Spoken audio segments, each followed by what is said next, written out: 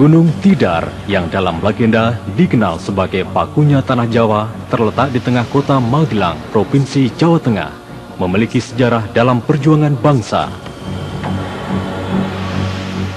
Di lembah Tidar inilah terdapat akademi militer yang terkenal dengan nama Akmil, tempat pengemblengan calon perwira penerus perjuangan bangsa, dan tempat pertapaan yang penuh karisma dalam olah keprajuritan Candra di Muka.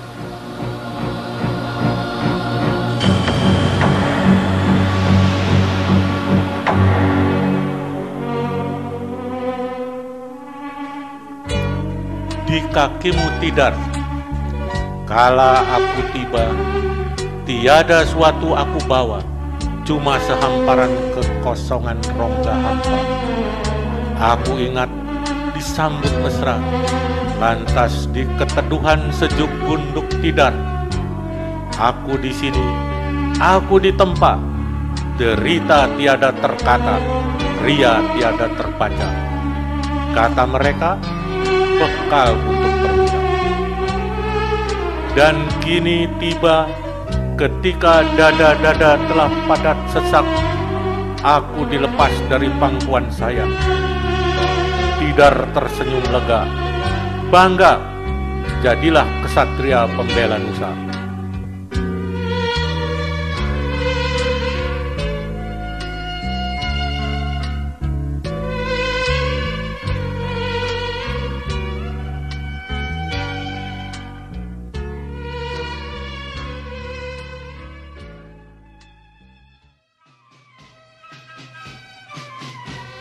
Kilas balik dimulai setengah abad yang lampau.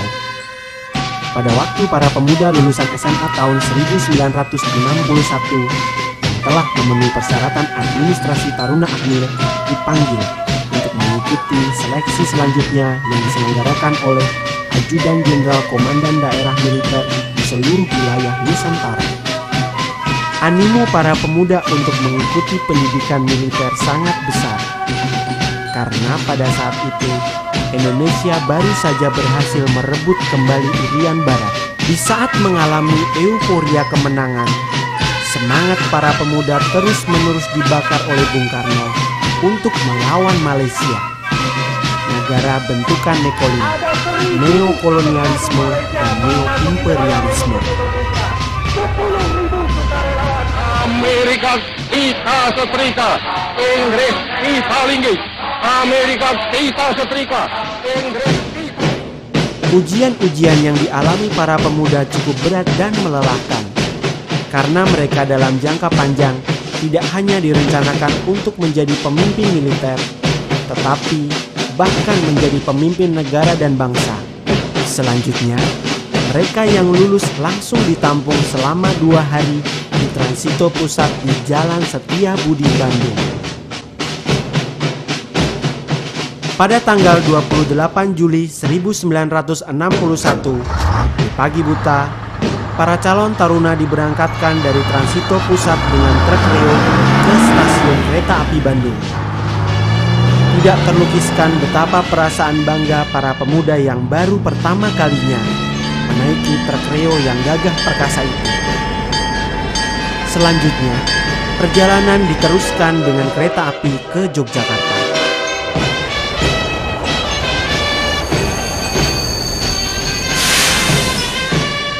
Dari stasiun Tugu Yogyakarta, perjalanan langsung dilanjutkan ke Magelang dan tiba di Kesatrian Akmil Magelang lebih kurang pukul 2 siang. Memasuki Kesatrian Akmil, para calon taruna disambut oleh drum band Sangkalokananta sebagai ucapan selamat datang.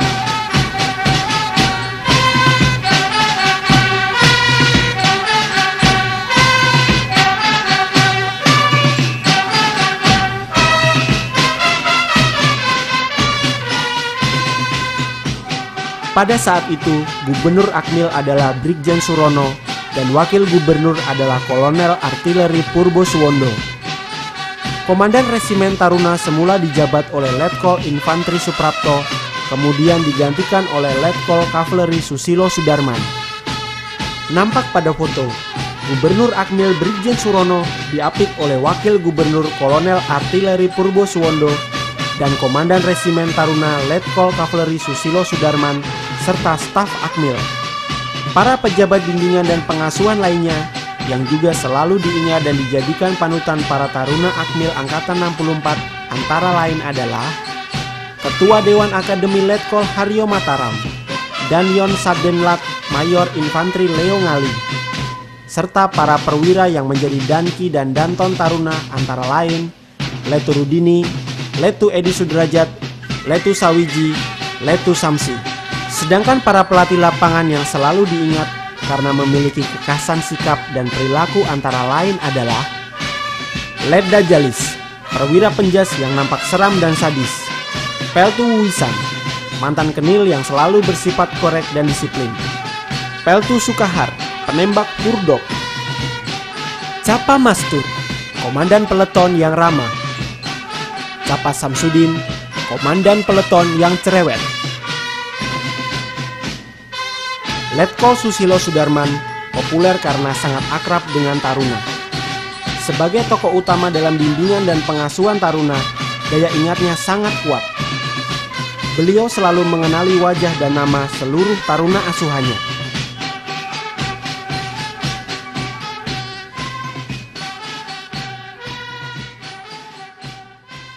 Tanggal 29 September 1961, calon Taruna menanggalkan pakaian sipilnya, diganti dengan perlengkapan militer calon prajurit Taruna atau Capertar, berupa pakaian seragam PDL, sepatu derby, dan pakaian dalam kolor biru dan kaos oblong, serta handuk AMN. Selanjutnya semua pakaian yang dibawa dari rumah dimasukkan koper untuk disimpan di gudang, baru boleh diambil 3 tahun lagi setelah lulus pendidikan.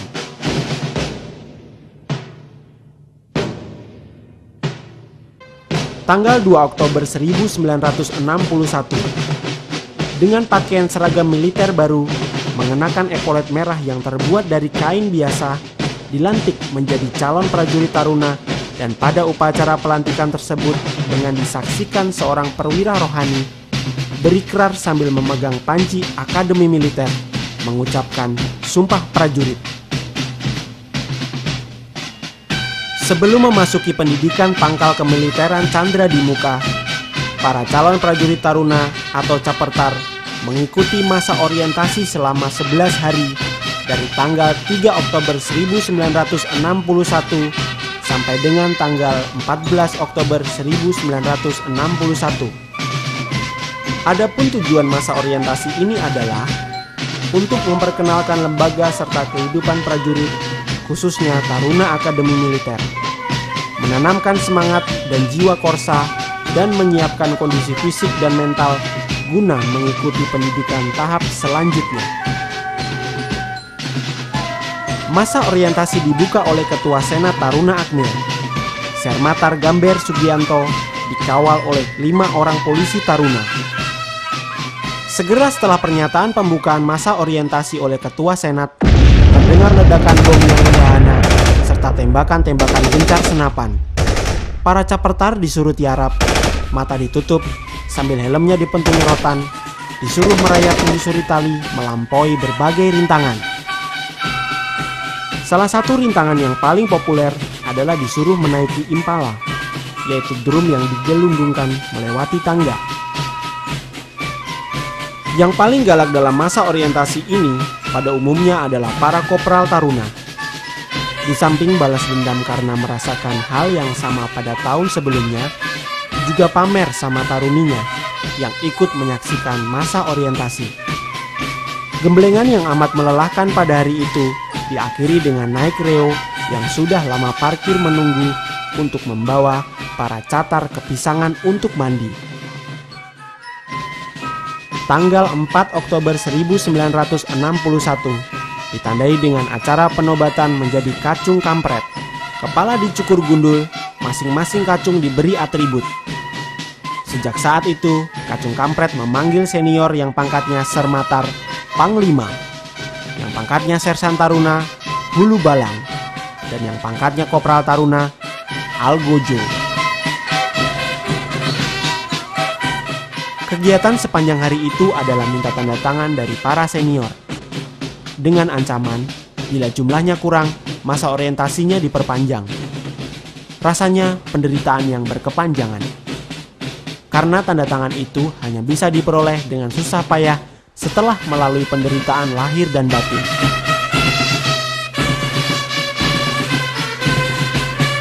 Proses penggojlokan bertujuan untuk menghancurkan dan menghilangkan sikap mental serta jati diri lama yang sekarang dikenal dengan istilah kerennya ice breaking and shaking. Menjelang maghrib, Kacung Kampret menaiki Gunung Tidar untuk mengibarkan bendera Kacung Kampret. Salah seorang Kacung Kampret yang nyalinya tinggi mengibarkan bendera Kacung Kampret di puncak tiang bendera yang tinggi sekali. Setelah pengibaran bendera Kacung Kampret di Gunung Tidar, perjalanan dilanjutkan ke Pisangan. Sampai di Pisangan, diberi kesempatan untuk mencuci dan membersihkan diri di kali. Kemudian diberi hadiah masing-masing 1 sendok makan air minum.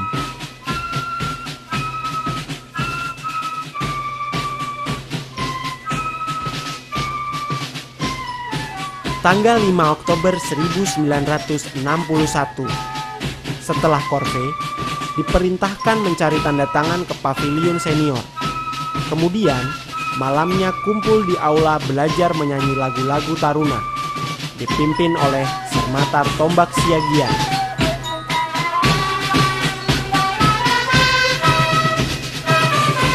Tanggal 11 Oktober 1961, mendapat pembagian senapan panjang garan lengkap dengan sangkur dan tempat peluru.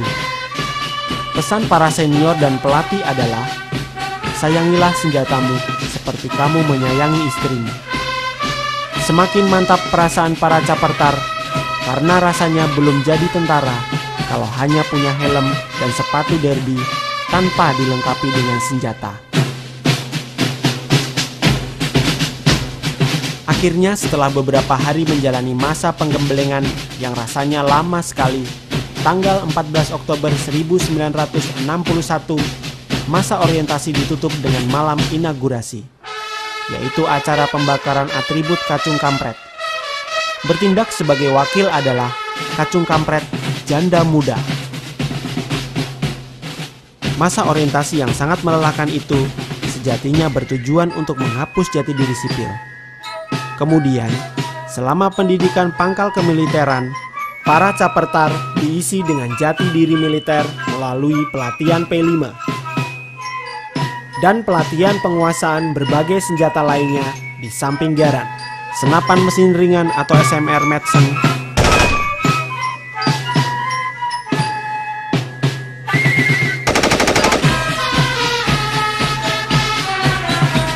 senapan otomatis Carl Gustav, pistol otomatis kaliber 45, dan granat tangan.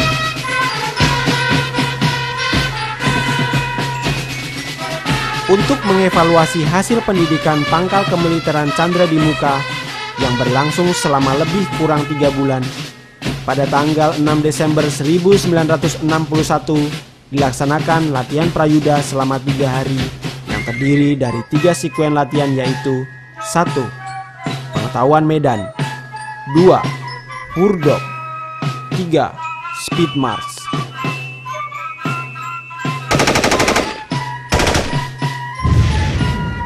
Mereka yang berhasil menyelesaikan prayuda dilantik menjadi prajurit taruna dan berhak mengenakan seragam taruna lengkap dengan segala atributnya yang membanggakan, serta mendapatkan kartu tanda anggota Taruna Akmil.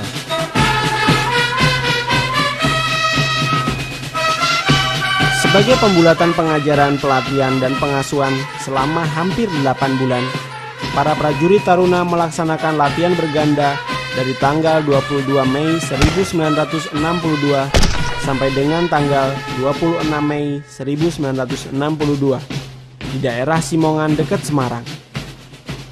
Dengan nada sandi Triweka. Latihan semacam ini lebih dikenal dengan istilah jurit tangkas. Latihan jurit tangkas disebut berganda karena para taruna mempraktekkan di lapangan semua pelajaran yang telah diperoleh secara keseluruhan, meliputi latihan menembak cepat, latihan meluncur dengan ketinggian, turun tebing, membaca peta, diakhiri dengan speed march, pulang ke Kesatrian Akmil. Menjelang menutup latihan, diumumkan berita duka meninggalnya Pratar Dwi Soekarjo.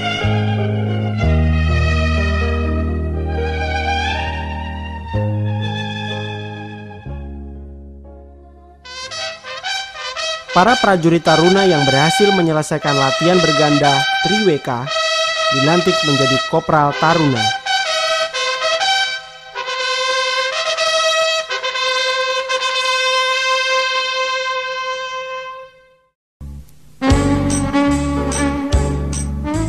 Untuk memberikan bekal kepemimpinan lapangan dan kerjasama antara kecabangan dalam operasi terpadu, serta mengaplikasikan taktik dan teknik kesatuan kecil, dilaksanakan latihan Widya Yuda bagi seluruh Taruna.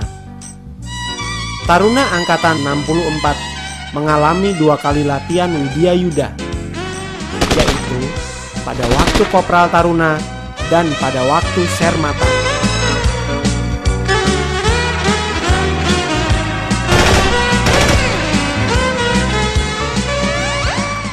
Taruna Indung, Taruna Basir, Taruna Yunarto bertindak sebagai pasukan infanteri yang mengawal tank AMX. Taruna Suryanto menembak Browning Automatic Rifle. Taruna jurusan teknik sedang beristirahat. Berbeda dengan rekan-rekannya jurusan tempur dan jurusan administrasi di Magelang, Taruna jurusan teknik di samping latihan lapangan yang bersifat tempur, mereka menjalani pula latihan lapangan yang berbobot teknik, seperti pemasangan jembatan beli. Sebelum berangkat latihan lapangan, para Taruna apel kesiapan latihan.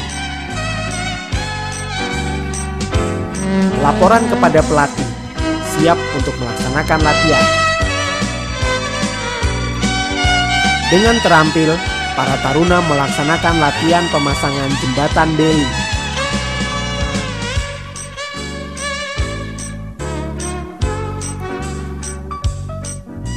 Energi yang diperlukan untuk latihan fisik yang harus dijalani oleh para Taruna, serta waktu yang terbatas dalam latihan tempur, memerlukan kemampuan makan yang banyak dalam waktu yang sesingkat-singkatnya.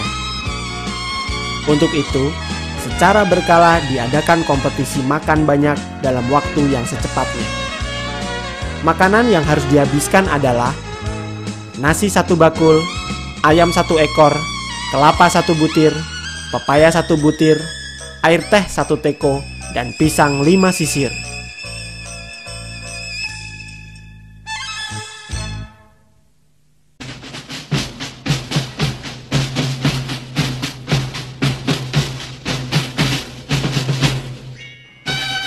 Drum band Sangka Lokananta adalah drum band kebanggaan Taruna karena selalu ikut serta dalam berbagai upacara kenegaraan. Pada saat itu tidak ada drum band di Indonesia yang dapat menandingi Sangka Lokananta. Penampilan drum band Sangka Lokananta mencerminkan bahwa sesungguhnya generasi muda TNI adalah generasi yang di samping memiliki karakter militer yang tertib, teratur dan tegas, juga mempunyai karakter seniman yang halus dan menyukai keindahan serta harmoni.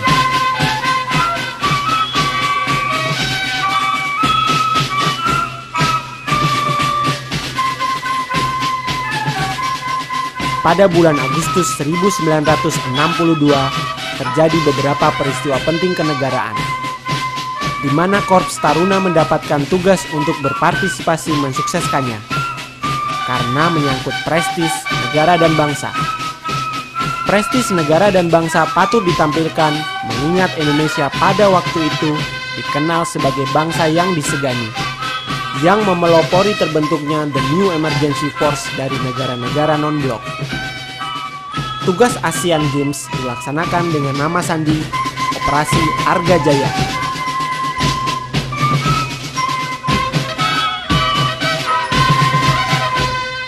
Disiplin, semangat, dan kerapihan yang ditampilkan barisan Taruna dalam defile memperingati Hari Kemerdekaan Republik Indonesia 17 Agustus 1962 di Istana Merdeka mencerminkan tingginya kualitas calon-calon pemimpin bangsa Indonesia di masa mendatang. Pada tanggal 24 Agustus 1962, genderang Sangkakala dan pasukan bendera Sang Saka Merah Putih Taruna Akmil memimpin defile atlet dalam upacara pembukaan Asian Games keempat di Stadion Utama Senayan, Jakarta. Untuk lebih dapat menghayati tugas-tugas keprajuritan, secara bergilir para sersan taruna ditugaskan menjadi komandan jaga serta kopral pengantar jaga kesatrian selama 24 jam. Di samping memahirkan upacara pergantian jaga, setiap jam kedua sersan taruna itu secara bergiliran berkeliling kesatrian Akmil, mengantarkan anggota ke pos-pos jaga. Guna meningkatkan prestasi olahraga taruna antar angkatan, setiap 2 tahun sekali diselenggarakan Pekan Olahraga Antar Taruna, disingkat Porakta. Porakta 3 diselenggarakan pada bulan Agustus 1963 selama lebih kurang 1 minggu di kampus Akademi Angkatan Udara Panasan, Yogyakarta. Kompleks Akademi Angkatan Udara nampak mewah seperti di kompleks Asian Games. Lawan yang memiliki kemampuan olahraga yang setara dengan AMN adalah kadet Akademi Angkatan Laut. Pada hari-hari pertama, dalam pertandingan atletik, AMN mengalami kekalahan, sehingga timbul keraguan-raguan apakah AMN dapat mempertahankan piala Porakta yang telah dipertahankan pada Porakta 2. Beruntung pada pertandingan olahraga militer, tim Halang Rintang memperoleh kemenangan. Inilah pendekar-pendekar olahraga yang ikut serta mempertahankan Piala Juara Umum Porakta 3. Mereka berhasil memenangkan Porakta 3 berkat semangat yang selalu dikobarkan oleh Letkol Susilo Sudarman dan Kapten Rudini yang selalu mendampingi para olahragawan Taruna Akmil. Pelajaran berenang di Pisangan sepertinya bukan latihan tapi tamasya, karena lebih banyak tawa dan candanya daripada pelajaran yang serius. Namun hari itu adalah hari naas. Pada waktu apel akan pulang, siswanya kurang 1. Ternyata kegembiraan di Pisangan itu berubah menjadi kesedihan. Sahabat kita, Taruna Suyadi, tewas tenggelam. Pada hari itu juga jenazahnya dibawa untuk dimakamkan di kampung halamannya. Semoga arwahnya dapat diterima di sisi Tuhan Yang Maha Kuasa.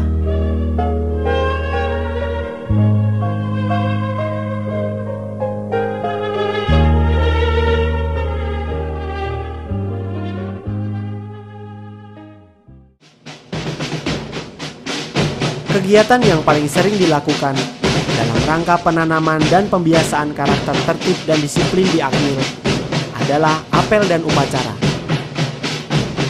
Tiada hari tanpa apel, pagi, siang, maupun malam. Upacara dalam rangka memperingati suatu event hari nasional ataupun upacara bendera setiap hari Senin dilaksanakan di lapangan Pancasila dalam rangka pembinaan satuan.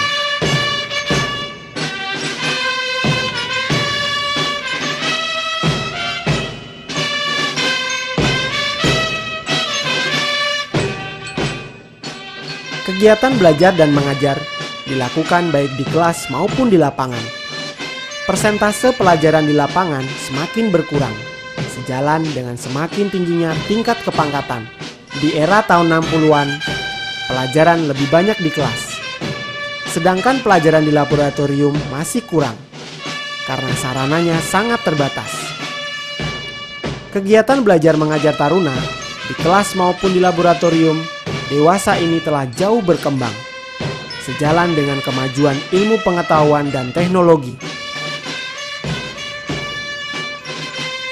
Untuk memahami problem sosial kemasyarakatan, serta meningkatkan semangat kemanunggalan TNI dan rakyat, para taruna seluruh tingkat mengikuti latihan Praja Bakti di daerah pedesaan selama 1 minggu. Dalam latihan ini, taruna hidup bersama rakyat melaksanakan pembangunan daerah. Taruna FX Suyasmin memimpin pembangunan irigasi.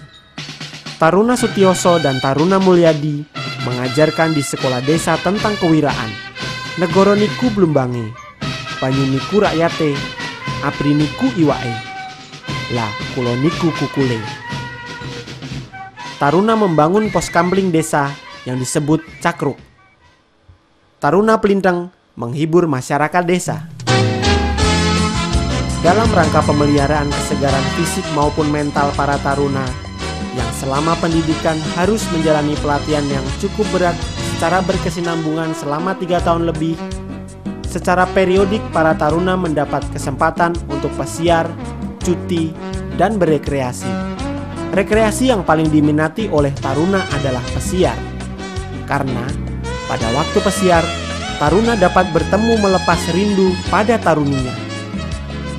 Bagi yang belum punya taruni, terpaksa berumpi di pavilion. Yang bingung, daripada bengong, memilih rekreasi korve di Cambridge. Menjelang Prasetya Perwira Taruna Akmil Angkatan 63, kepemimpinan Korps Taruna diserahkan dari Sermatar Sinung Karyo kepada Sermatar Suryadi. Selanjutnya susunan kelompok komando resimen Korps Taruna adalah sebagai berikut. Komandan Resimen Korps Taruna, Sermatar Suryadi. Wakil Komandan Resimen Korps Taruna, Sermatar Beni Muda Siahaan. Kepala Seksi 1, Sermatar Nusantara. Kepala Seksi 2, Sermatar Joko Waluyo. Kepala Seksi 3, Sermatar Tony Kamanaya. Kepala Seksi 4, Sermatar Mariata. Komandan Batalion A, Sermatar Dodi Karyadi. Komandan Batalion B, Sermatar Pujo Basuki. Komandan Batalion C, Sermatar Subardi Suar. Mengantisipasi diikutsertakannya alumni Angkatan 64 dalam operasi Trikora dan Dwikora, para taruna Angkatan 64 menjelang akhir pendidikannya dibekali dengan kualifikasi terjun payung. Sepanjang sejarah Akmil, pada waktu itu taruna Angkatan 64 adalah yang pertama kali dilatih terjun payung Pusdik Parako Batu Jajar. Sebelum berangkat ke Batu Jajar, para taruna telah dilengkapi dengan seragam PDL Loreng. Wing disematkan oleh Gubernur Akmil pada upacara Prasetya Perwira. Pada bulan November 1964, para taruna telah menuntaskan seluruh kegiatan pendidikan dan pelatihan di Lembah Tidar. Dengan berdebar-debar menantikan hasil evaluasi ujian akhir dan penentuan korps. Ternyata memang tidak semuanya dinyatakan lulus. Tidak semua yang lulus mendapatkan korps yang sesuai dengan keinginannya. Wakil Gubernur Akmil memberikan ucapan selamat kepada taruna yang lulus. Para taruna yang lulus menyatakan kegembiraannya dengan berfoto bersama. Menjelang akhir pendidikan di Lembah Tidar, para taruna tingkat 3 melaksanakan serangkaian acara tradisi korps. Selain secara formal menandai berakhirnya masa ketarunaan, acara ini merupakan pewarisan tradisi yang syarat akan nilai-nilai kejuangan, kebanggaan, dan jiwa korsa. Pesta air adalah salah satu tradisi korps yang bermakna membersihkan dari segala kesalahan dan kehilafan yang dilakukan taruna tingkat 3 selama mengikuti pendidikan di Lembah Tidar. Dengan jiwa yang bersih, diharapkan para taruna dapat mengamalkan nilai-nilai yang terkandung dalam Sabta Marga dan Sumpah Prajurit.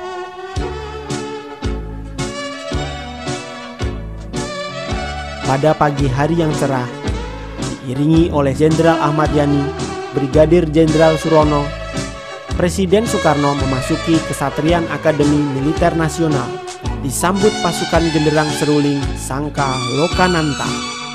Selanjutnya Presiden di mimbar utama di lapangan Tidar menyaksikan sebagian dari taruna Angkatan 64 yang melaksanakan Wingday diterjunkan di atas lapangan upacara.